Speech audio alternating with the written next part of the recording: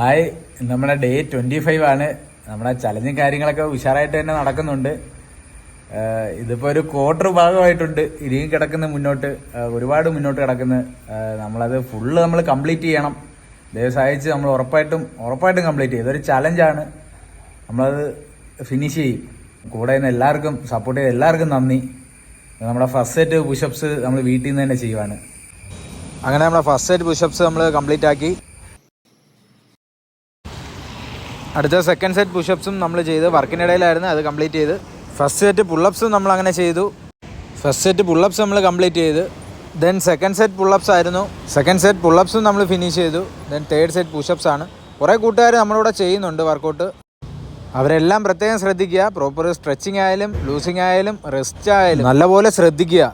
Then നല്ല protein rich ആയിട്ടുള്ള food കഴിക്കുക. അങ്ങനെ നമ്മൾ ഫോർത്ത് സെറ്റ് പുഷപ്സും തേർഡും ഫോർത്ത് പുള്ളപ്സും കംപ്ലീറ്റ് ചെയ്തു. അങ്ങനെ നമ്മുടെ ലാസ്റ്റ് സെറ്റ് പുള്ളപ്സ് ആണേ. ലാസ്റ്റ് സെറ്റ് പുള്ളപ്സും നമ്മൾ ഫിനിഷ് ചെയ്തു. ശേഷം 1000 പഞ്ചസ് ആയിരുന്നു. 1000 പഞ്ചസ് നമ്മൾ സ്പീഡിൽ ഓടിച്ചു വിടുവാണ്. ടൈം അഡ്ജസ്റ്റ് ചെയ്ത് എല്ലാം സ്പീഡാണ്.